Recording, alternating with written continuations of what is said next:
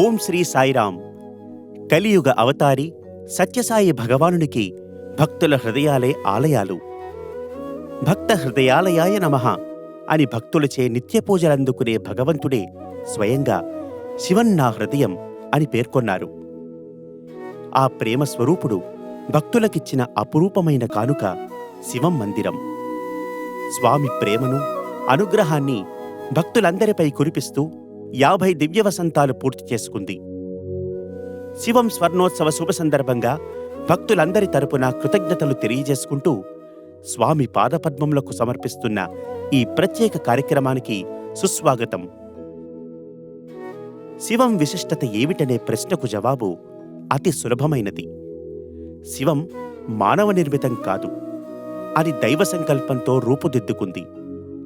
సంకల్పించినది మొదలు స్థల నిర్ణయం, శంకుస్థాపన మొదలు ప్రారంభోత్సవం వరకు అన్ని పనులు స్వామి స్వీయ పర్యవేక్షణలో, మార్గదర్శకత్వంలో స్వామి సంకల్పించిన విధంగా జరిగాయి. భగవంతుడే ఎంచుకుని తీర్చిదిద్దిన సేవాదళ సభ్యులు, భక్తులు దైవకార్యం సాకారం కావడానికి పరికరాలయ్యారు. వారి మధురానుభూతులను వింటూ భగవంతుని లీలలను మరొక్కసారి ఆస్వాదిద్దాం.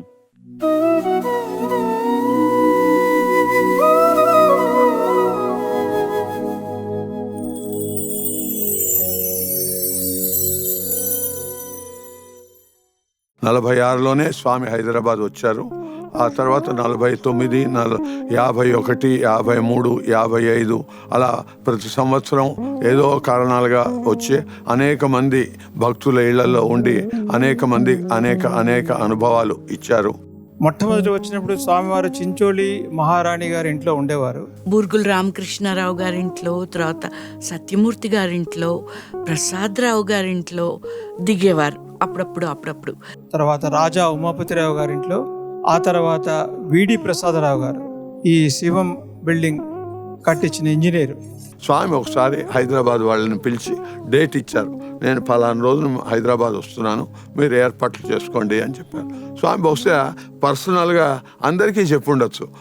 భగవంతం గారికి మీ ఇంటికి వస్తానని చెప్పి ఉండొచ్చు, సత్యమూర్తి గారి ఇంటికి మీ ఇంటికి వస్తానని చెప్పి ఉండొచ్చు, అలాగే బూర్గుల రామకృష్ణరావు గారు వాళ్ళకు కూడా చెప్పి ఉండొచ్చు. కానీ ఇక్కడ ఏం జరిగిందంటే అందరూ ఏర్పాట్లు చేసుకుంటున్నారు. స్వామి ముందర మా ఇంటికి వస్తారు అని కూడా ఏర్పాట్లు చేసుకుంటున్నారు. 3 చోట్ల ఏర్పాట్లు జరుగుతున్నాయి. అప్పుడు స్వామి కుటుంబరావు గారిని పైకి పిలిచి, చూడు బంగారు, హైదరాబాద్ వెళ్ళటానికి ఉంది, నేను తప్పకుండా వెళ్ళాల్సిందే. కానీ అక్కడ ఏం జరుగుతోందంటే భగవంతం గారింట్లో నేను అక్కడికే మొదట వస్తానని ఏర్పాటు చేసుకుంటున్నారు, సత్యమూర్తి గారింట్లో నేను అక్కడికే ముందు వస్తానని వీళ్ళంతా కడిగించుకుంటున్నారు, అన్నీ చేసుకుంటున్నారు. రామకృష్ణరావు గారింట్లో కూడా నేను వస్తానని ముందర అక్కడ ఏర్పాటు చేసుకుంటున్నారు. 3 ఇళ్ళకి ఎట్లా వెళ్తాను నేను ఒక్కడిని, ఒకళ్ళ ఇళ్ళకి వెళ్తే ఇంకోళ్ళకి అని చెప్పి స్వామి నవ్వుతూ అని ఉండొచ్చు. అంటే ఆయన వెంటనే హైదరాబాద్కి ఫోన్ చేసి, ఏమండి మీరు ఇట్లా చేస్తున్నారట, స్వామి ఇట్లా హోటల్లో అరేంజ్ చేయండి నాకు అని అంటున్నారు అనగానే వీళ్ళందరూ ముగ్గురు ఒకచోట సమావేశమై స్వామి ఒక లెటర్ రాసి, స్వామి మీరు ఎక్కడికి వచ్చినా మాకు సమ్మతమే, మాకు ఏమీ భేదాభిప్రాయాలు లేరు, మీరు ఎక్కడికి వస్తే మేమంతా అక్కడికి వచ్చి మిమ్మల్ని స్వాగతం పలుకుతాం, కాబట్టి దయచేసి మీరు ఎక్కడికి వస్తే అక్కడ మీ నిర్ణయం తెలియపరచండి అని చెప్పి రాంబాబు గారు, రామకృష్ణ గారు, భగవంతుని గారు రెండో బాబు రాత్రి ఆయనకి ఇచ్చి పొద్దున్న లెటర్ ఇచ్చి అక్కడికి స్వామి దగ్గరికి పంపించారు. స్వామి మీలో ఈ ఐక్యత ఏర్పరచుకోవటానికి నేను ఈ డ్రామా ఆడాను అని చెప్పి స్వామి చెప్పారు. బూర్గుల రామకృష్ణ గారు పోయాక హైదరాబాద్ నేను రావటం ప్రప్రథమం, కాబట్టి నేను ఇక్కడ వస్తున్నాను, కారులో వస్తున్నాను, ముందర వాళ్ళ ఇంటికి వస్తాను, ఆ తర్వాత నేను సత్యమూర్తి ఇంటికి వస్తాను, భగవంతం గారి ఇంటికి వస్తాను, కాబట్టి అందరూ కలిసి ఏర్పాట్లు చేసుకోండి అన్న.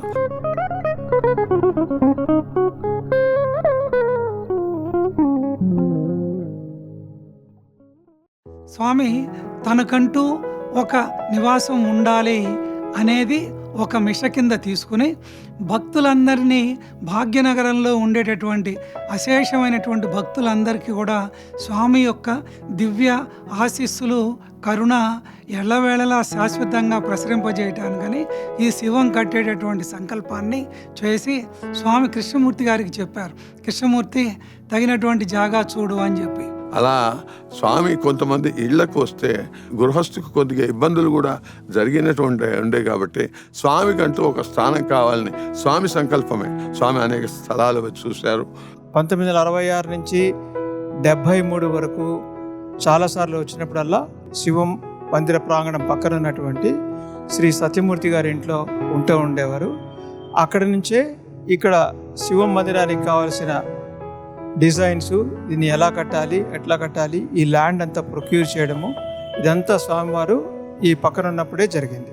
కృష్ణమూర్తి గారు వారి ఇంటి పక్కనే ఉన్నటువంటి జాగా చూపిస్తే స్వామి ఇది చాలా బాగున్నది, తీసుకోండి అని చెప్పారు. ఈ స్థలాన్ని గురించి చెప్తూ ఇది విద్యానగర్ అనే పేరు ఎలా వచ్చిందో తెలుసా అని అడిగారు స్వామి. అడిగి మళ్ళీ సమాధానం కూడా స్వామి చెప్పారు. ఇక్కడ ప్రాచీన కాలంలో చాలామంది ఋషులు మునులు తపస్సు చేసి పవిత్రత చేకూర్చబడినటువంటి ప్రదేశం ఇది. అందుకే మీరు చూడండి, ఈ శివం చుట్టుపక్కలంతా కూడా చాలా విద్యా సంస్థలు ఉన్నాయి. ఒక పక్క పెద్ద ఉస్మానియా యూనివర్సిటీ ఉంది. కాబట్టి ఇది చాలా శాంక్టిఫైడ్ ప్రదేశము, చాలా పవిత్రమైనటువంటి ప్రదేశము. కాబట్టి శివం నిర్మించడానికి ఇదే అనువైనటువంటి ప్రదేశం అని చెప్పి స్వామి ఆ స్థలాన్ని సేకరించమని చెప్పారు.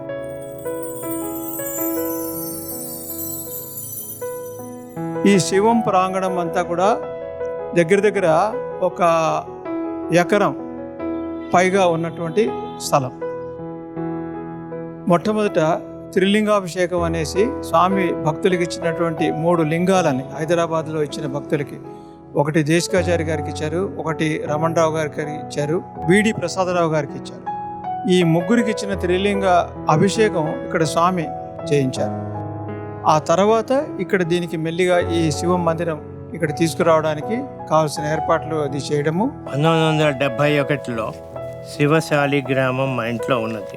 సుమారు 150 సంవత్సరాల నుంచి మా తండ్రి గారు అభిషేకం అది చేయడం, ఎవరి మీద మాట్లాడాలంటే వాళ్ళ మీద నీళ్లు చల్లి వాళ్ళతో మాట్లాడడం అని చెప్తే, కొడుకులతో అయినా కూతుళ్ళతో అయినా ఎవరితో అయినా అంత మడిగా ఉండేవారు. స్వామికి నాన్నగారు చెప్పారు, స్వామి నేను అభిషేకం చేస్తుంటే మీరు శివలింగంలోంచి బయటికి వస్తున్నట్టుగా నాకు కనిపిస్తోంది రోజును, మరి ఏమిటో నాకు అర్థం కావట్లేదు, మీరు పర్మిషన్ ఇస్తే శివలింగం ఆకారంలో నేను ఒక శివం బిల్డింగ్ని కడతాను, మీరు పర్మిషన్ ఇవ్వండి అని చెప్పి అడిగారు. అది చెప్పే టైంకి స్వామివారు బురుగుల రామకృష్ణరావు గారి ఇంట్లో ఉన్నారు. బురుగుల రామకృష్ణారావు గారు కూడా దానికి సపోర్ట్ చేశారు. చెప్పేసి స్వామి ఓకే నువ్వు మోడల్ చేసి తీసుకురా అన్నారు. మా నాన్నగారితో బాగా డిజైన్స్లో బాగా స్పెషలిస్ట్ అయిన ఇంజనీర్లు ఉండేవారు, పార్ట్నర్స్. వారు ఒక మోడల్ తయారు చేశారు. ఆ మోడల్ తీసుకొచ్చి స్వామివారికి చూపిస్తే ఇదేం బాగాలేదని పక్కన పెట్టి నేను చేస్తాను అని చెప్పి స్వామి సృష్టించి కొత్త మోడల్ని అక్కడ పెట్టి చూపించారు. ఇది ఇప్పుడు ఉన్నటువంటి మోడల్ని స్వామి సృష్టించి చేసింది.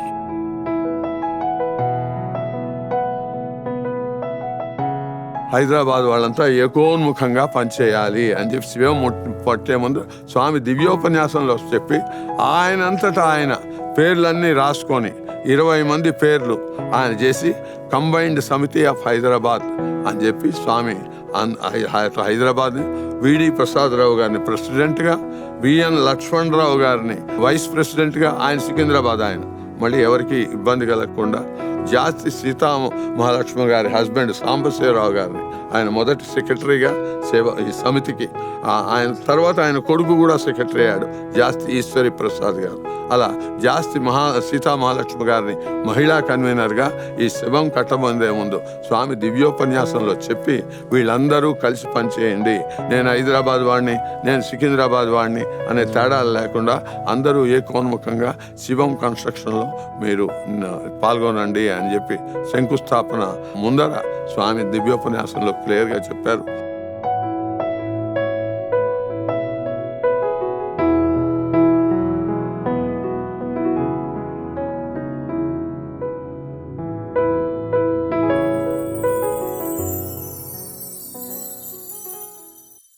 శంకుస్థాపన చేసినప్పుడే స్వామివారు ఒక రాగి పత్రాన్ని సృష్టించి ఇక్కడ కింద ఫౌండేషన్లో వేసి ఇది ఒక అద్భుత మందిరంగా తయారవుతుంది అని చెప్పి ఇక్కడ వచ్చిన ప్రతి వారికి ప్రశాంత నిలయంలో ఎటువంటి ప్రశాంతత దొరుకుతుందో ఇక్కడ కూడా అంతే ప్రశాంతత దొరుకుతుంది. ఇక్కడ ఉన్నటువంటి డివైన్ వైబ్రేషన్స్ స్వామి భక్తులందరికీ కూడా చక్కటి ఆనందాన్ని, మనశ్శాంతిని, అద్భుతమైనటువంటి ఆధ్యాత్మిక ప్రగతిని కలిగించే శక్తి గలటువంటి స్థానం ఇది అని స్వామివారు తెలియజేయడం జరిగింది. శివం భూమి పూజ అది జరిగినప్పుడు అప్పుడు 3 days ఒక పండగలాగా చేశారట. సో అదేంటంటే ఆ ప్రాంగణం కట్టబోయే ముందు అక్కడ మట్టి అదంతా చదును చేసి అవన్నీ చేయడానికి ఈ సేవాదళం సభ్యులందరినీ వాళ్ళు యూజ్ చేసుకున్నారట. దాంట్లో అన్నయ్య కూడా పార్టిసిపేట్ చేశారు. చేస్తున్నప్పుడు ఆ సర్వీస్ కాన్సెప్ట్, ఆ సేవా కాన్సెప్ట్ అనేది మా పెద్దన్నయ్యకి చాలా నచ్చింది. 25/10/1971 కార్తీక సోమవారం స్వామివారు ఫౌండేషన్ వేశారు. ఫౌండేషన్ స్టోన్ వేసినప్పుడు పొద్దున ఉదయం అరౌండ్ 9 గంటల 10 గంటల టైంలో చాలా బ్రహ్మాండంగా జరిగింది. ఆ తర్వాత ఇంక శివం కన్స్ట్రక్షన్ స్టార్ట్ అయింది. మొత్తం సేవాదళ అందరం శివంలో ప్రతి ఆ సండే జాయిన్ అయ్యి అందరం శివం కన్స్ట్రక్షన్కి స్వామి మాకు ఒక ఆపర్చునిటీ ఇచ్చారు పాల్గొనేందుకు. ప్రతి గురువారము ఆదివారము స్వామి దగ్గర అక్కడ కన్స్ట్రక్షన్ వర్క్లో పాల్గొనే ఛాన్స్ ఇచ్చినారు. అందరం సిమెంట్ కలిపేవాళ్ళం, సిమెంట్ మోసేవాళ్ళం, భజన చేస్తూ పొద్దు నుంచి సాయంత్రం వరకు అందరం సేవాదళం ఎంతో ఆనందంగా గడిపేవాళ్ళం అందరం. అప్పుడు కన్స్ట్రక్షన్ చేస్తున్నప్పుడు ఒళ్ళంతా చెమటలు పట్టాయి. అప్పుడు చెమటలు పట్టి ఆ చెమట ఆ సిమెంట్లో ఆ ఇసుకలో కలుస్తుంటే మా ఫ్రెండ్ ఎంతో ఆనందంగా చెప్పేవాడు, చూడు మన చెమట కూడా శివం గోడల్లో వెళ్తుంది, చక్కగా శక్తి ఉందనుకుంటే శక్తి ఉంది, లేదనుకుంటే లేదు అని ఒక స్లోగన్ క్రియేట్ చేసి మా ఫ్రెండ్స్ గ్రూప్ అంతా మేము చక్కగా సేవ చేశాము. మొత్తం అంతా స్వామి దయ వల్ల సేవాదళ కన్స్ట్రక్షన్ పార్ట్ ఎక్కువ ఉంది శివంలో, అది నేను చాలా గట్టిగా చెప్పగలుగుతాను. శివం కన్స్ట్రక్షన్ తాలూకు దాంట్లో ఈ డోమ్కి డిజైన్ వేసింది మా నాన్నగారి పార్ట్నర్. ఇది కట్టినవాడు ఒక ముస్లిం, మీరా అనేటువంటి ఓ మేస్త్రి. ఈ కట్టడంలో కూడా మెయిన్ పాయింట్, ఇంపార్టెంట్ పాయింట్ అంటే డోమ్ 24 గంటల పాటు కంటిన్యూస్గా 24 గంటల పాటు కంటిన్యూస్గా వేస్తేనే అది నిలుస్తుంది, లేకపోతే క్రాక్ ఇస్తుంది. మన సేవాదళ వాలంటీర్లు సుమారు 120 మంది, బయట తీసుకొచ్చినటువంటి కూలి వాళ్ళు 100 మంది, 220 మంది 3 బ్యాచ్ల కింద 24 గంటలు కలిసి వేస్తేనే ఆ పైన డోమ్ అయింది. 24 గంటల సేపు కంటిన్యూస్గా మెషిన్లు, మనిషి, మెటీరియల్, ఇంతమంది సుమారు 120 మంది సేవాదళ వాలంటీర్లు వర్కర్స్ లాగా పనిచేశారు ఆ డోమ్ వేయడానికి. స్వామి శివం కడుతుండగా వచ్చి రెగ్యులర్గా చూస్తూ ఉండేవాళ్ళు. శివం నిర్మాణం అంచెలంచెలుగా ఏ విధంగా అభివృద్ధి చెందుతుందో కూడా చూస్తూ స్వామి సుమారుగా సంవత్సరంలో 4-5 సార్లు వస్తుండేవాళ్ళు. అలా వస్తున్న ఒక సందర్భంలో శివం చుట్టూతో ఉండేటటువంటి ఆ కాయవారం చుట్లు ఉండేవి, అవి 3 కట్టారు ముందర. 3 కడితే స్వామి వచ్చి చూడంగానే ఏమప్పా ఇవి పెద్ద కుడుములు లెక్కన ఉన్నాయి, ఏంటి ఇట్లా ఎందుకు చేశారు, 4 చేయమని చెప్పారు. యాక్చువల్గా శివం అంటే అర్థం ఏంటి, చాలా పవిత్రమైనటువంటిది, మంగళకరమైనటువంటిది అని. దానికి మరింత మంగళకరమైనటువంటి పవిత్రతని స్వామి చెప్పినటువంటి ఈ 4 చుట్లు చేయడం ద్వారా ఆపాదించారు అని చెప్పుకోవచ్చు. ఆ శివం కట్టేటప్పుడు చాలా ఎంతో దాంట్లో ఈ సేవ చేసాం. సేవ అని కూడా తప్పులేదు, నేను చేసిన సేవ ఎంత సిమెంటు, ఇసుక అవన్నీ మోసుకురావటం, పునాదులు తీసిన గుంటల్లో వేయటం, అవన్నీ పనులు చేశాను. నేను కూడా శివం కట్టడంలో నేను కూడా ఒక చెయ్యి వేశాననే తృప్తి నాకు చాలా ఉంటుంది. శివం కన్స్ట్రక్షన్ అవుతున్నప్పుడు ప్రతి ఆదివారం నేను, రమణరావు, వీళ్ళకి సేవాదల్లో పనిచేసే వాళ్ళందరికీ కొన్ని తినేందుకు ఈటబుల్స్ కొన్ని తీసుకెళ్ళి అక్కడ అందరికీ ఇస్తూ ఉండేవాళ్ళం. వాళ్ళకి అందరికీ ఇచ్చి ఏదో ఒక విధమైన సేవ అండి, ఏమనండి అది మేము కూడా చేసుకుంటూ ఉండేవాళ్ళం. 24 గంటలు పెద్ద యజ్ఞంలాగా జరిగింది చేయడం. చేసేటప్పుడు సుమారు ఇక్కడ ఒక కాకా హోటల్ ఒకటి ఉన్నది పక్కన కార్నర్లో, ఇప్పుడు లేవు అవి.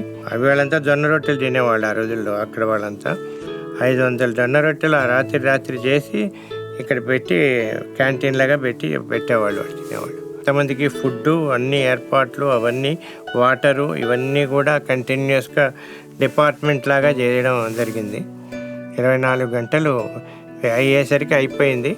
అయిపోయాక మర్నాడు నుంచి వాటర్ పోయడానికి అదో పెద్ద చేశారు. మొత్తం అంతా చాలా కష్టపడి చేశారు. ఆ డోమ్ ఒకటే కట్టడం కష్టం, మిగిలిందంతా తేలిగ్గానే అయిపోయింది. మన వెనకాల కనిపిస్తున్నటువంటి ఈ ఓం విండోస్ ఉన్నాయి కదా, స్వామి ఎంత పర్ఫెక్షనిస్ట్ అంటే ప్రతి చిన్న విషయం కూడా చాలా కేర్ఫుల్గా చూస్తుండేవాడు.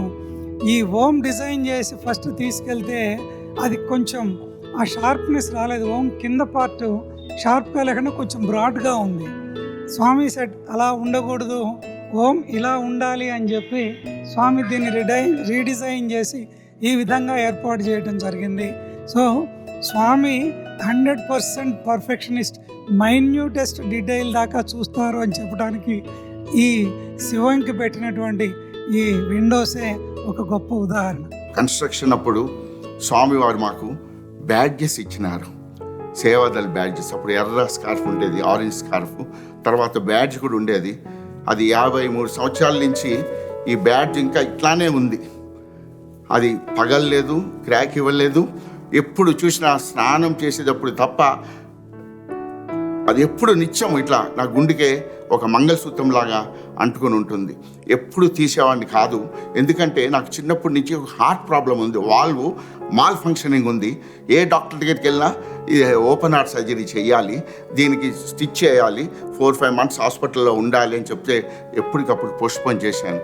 అప్పుడు నేను అనుకున్నాను, స్వామి మీ చేతులతో బ్యాడ్జ్ ఇచ్చారు, సేవాదళ బ్యాడ్జ్, ఇది నా గుండెకి హత్తుకుంటుంది, నేను ఇక ఏ ఆపరేషన్ చేసుకోనని అనుకున్నాను. ఈ రోజు దాకా కూడా స్వామి ఎంతమంది డాక్టర్లు చెప్పినా కూడా మీ సేవాదళ బ్యాడ్జే మమ్మల్ని కాపాడుతుంది స్వామి. శివం బిల్డింగ్ కన్స్ట్రక్షన్ అయిపోగానే స్వామి దగ్గరికి, స్వామి అంతా సిద్ధంగా ఉంది, స్వామివారి యొక్క ఫోటో పెట్టుకోవాలి అంటే స్వామి నేను ఇస్తానని చెప్పారు. భగవంతం గారు చెప్పినటువంటి మా అందరికీ ఇక్కడ ఈ మందిరంలోనే వివరించినటువంటి ప్రకారం స్వామి ఈ ఫోటోని ఒక టేబుల్ సొరువులోంచి ఇలా కార్నర్స్ పట్టుకుని లాగారండి. అలా స్లోగా మెల్లిమెల్లిగా లాగుతూ ఉంటే ఆ ఫోటో ప్రింట్ అయ్యి వస్తున్నట్టుగా బయటకు వచ్చిందండి. ఆ ఫోటో ఇట్ వాజ్ వెట్. మనం ప్రింట్ తీసి బయటకు తీస్తే ఎట్లా అయితే ఉంటుందో అదేవిధంగా తడిగా వచ్చిందిట. ఇది తీసుకెళ్ళి మందిరంలో పెట్టుకోండి అన్నారు. ఆ విధంగా మొట్టమొదట ఇక్కడ శివం ప్రారంభించేటప్పుడు ఈ ఫోటోతో ఆ జననీ జనకులు ఆది దంపతులైనటువంటి పార్వతీ పరమేశ్వరులతో సర్వ విఘ్న హర్త అయినటువంటి వినాయకుడి యొక్క విగ్రహంతో ఈ మందిరం ప్రారంభించబడింది.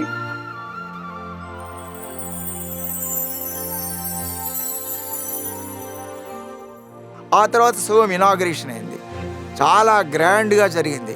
శివం ఇనాగ్రేషన్ అప్పుడు ఇట్లాగే స్వామి బ్యూటిఫుల్గా ఉండేది. ఓపెనింగ్ సెరమనీ టైంలో ఎంత క్రౌడ్ వచ్చిందంటే చాలా చాలా చాలా రష్ వచ్చింది. అప్పుడు గవర్నర్ గారు, సీఎం గారు, వందల మంది డివోటీస్, లేడీస్, జెంట్స్, వాళ్ళందరూ హోల్ డే రోడ్ అన్ని ఫిల్అప్ అయిపోయాయి 2-3 పక్కలను. అందరూ విఐపీలు వచ్చినారు, జస్టిస్ వచ్చినారు. అక్కడ నడిస్తే ఉన్న ముందు 4-5 రోజుల్లో నిల్చున్న వాళ్ళే రోడ్డు వాళ్ళు కనిపిస్తారు స్వామి, మిగతా వాళ్ళు ఎవరికి కనిపించరు, అంతలా ఉన్నారు. సో స్వామి ఏం చేస్తారంటే చూసి ఆడేదో రాయంటే దాని మీద కాలెట్టి ఆల్మోస్ట్ జంప్ చేసినట్టు కాంపౌండ్ వాల్ పైకి ఎక్కారు. శివం పారాపెట్ వాల్ ఉండేది, చిన్న వాల్ గోడ పైన. ఆ గ్రిల్ పట్టుకుని, ఎందుకంటే మీకు తెలుసు 9 అంగుళాలు ఉండే కాంపౌండ్ వాళ్ళు థిక్నెస్, దాని మీద గ్రిల్ పెట్టే 4 అంగుళాల కన్నా ఎక్కువ ఉండదు నడవడానికి. సో గ్రిల్ పట్టుకుని ఆ 4 అంగుళాల ద్వారానే ఒక ఎండ్ నుంచి ఆ ఎండ్ చివరిదాకా నడుచుకుంటూ వెళ్ళి దర్శనమిచ్చారు అందరికీ. స్వామి ప్రేమ చూడండి, మేము అవతల పక్క ఉన్నాము, ఆ చిన్న గోడ మీద పారాపెట్ వాల్ మీద స్వామి నడుచుకుంటూ అంత చక్కగా అందరిని ఇట్లా వేవ్ చేస్తూ అందరికీ దర్శనం ఇచ్చి అక్కడ అన్నీ చక్కగా చేశారు. మా పెద్దలు మాత్రం ఆ ఇనాగ్రేషన్ ఒక శివుడి మందిరం కన్నా శివుడి ఇనాగ్రేషన్ లాగానే చక్కగా చేశారు. ఎందుకు ఈ మాట అంటున్నానంటే, అంటే అక్కడి నుంచి ఇట్స్ అబౌట్ 40-50 ఫీట్ ఉంటుంది. అంత దూరం నడిచారు.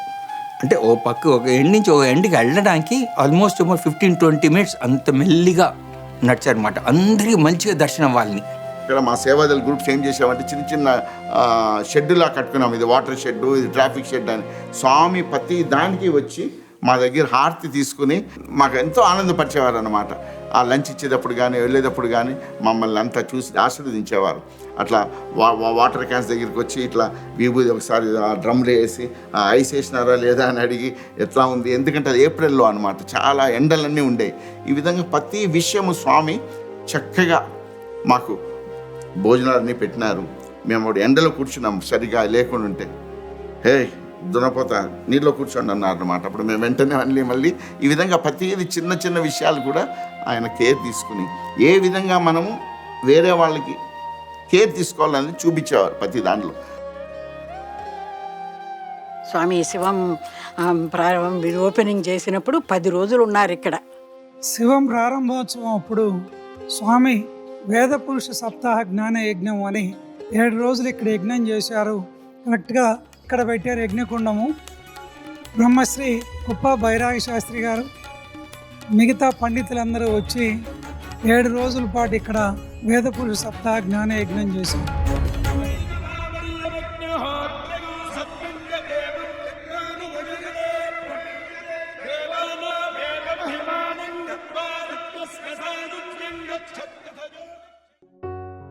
ఎంత ఆనందంగా, ఏమి హడావిడో, ఏమి పెళ్లి హడావిడో.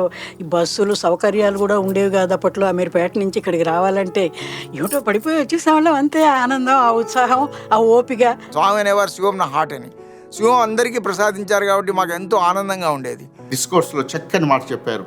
ఈ శివం ఏమంటే మీకు ఇప్పుడు ప్రైమ్ మినిస్టర్ కానీ ప్రెసిడెంట్ కానీ మీ ఫ్రెండ్ అవుతే, క్లోజ్ ఫ్రెండ్ అవుతే మీరు ఎంత ధైర్యంగా ఉంటారో అదేవిధంగా ఈ శివం కూడా మిమ్మల్ని ఆ విధంగానే రక్షిస్తుంది. కాబట్టి ఈ నమ్మకాన్ని పెట్టుకోండి. నేను శివంలో ఉన్నాను, ఈ శివస్వరూపం శివశక్తి స్వరూపం అని స్పీచ్లో చెప్పారు. ప్రతి ఉగాదికి రావడం, శ్రీరామనవమి వరకు ఉండడం మా అందరికీ ఎంత ఆనందం అంటే అంత ఆనందంగా ఉండేది. నేను ఒకసారి భజన పాడుతుంటే ఒక పాట గౌరీవర గంగాధర అనే పాట పాడాలి, కానీ నేను గౌరీహర అని పాడాను. స్వామి ఆ చివరి నుంచి అక్కడి దాకా వెళ్ళిన ఆయన మళ్ళీ వెనక్కి వచ్చి గౌరీహర కాదు గౌరీవర అని చెవుల్లో చెప్పెళ్ళారు. అదే నేను స్వామి అన్నీ పట్టించుకుంటారా, ఇక్కడి నుంచి ఎక్కడో ఉన్నారు ఆయన, తర్వాత నేనేం పాడుతున్నానో వరాకి హరాకి ఎక్కువ తేడా లేదు కదా అని నాకు ఆశ్చర్యం వేసింది. చిన్న చిన్న విషయాలు కూడా స్వామి ప్రతి సందర్భంలోనూ మనని మార్గదర్శకం చేస్తూ ఎంతో అసలు భక్తులను ఆయన అసలు చిటికిన వేలు పట్టుకొని నడిపిస్తారు ఆయన.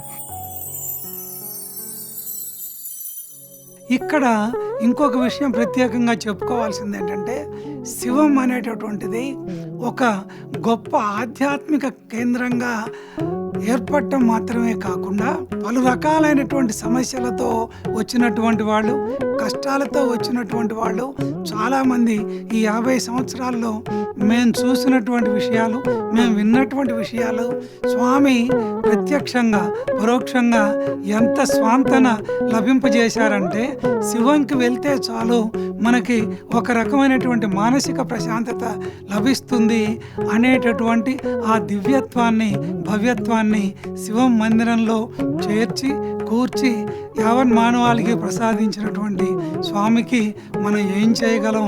శిరస్సు వంచి పాదాభివందనం చేయటం తప్ప, స్వామికి కృతజ్ఞతాంజలి సమర్పించటం తప్ప.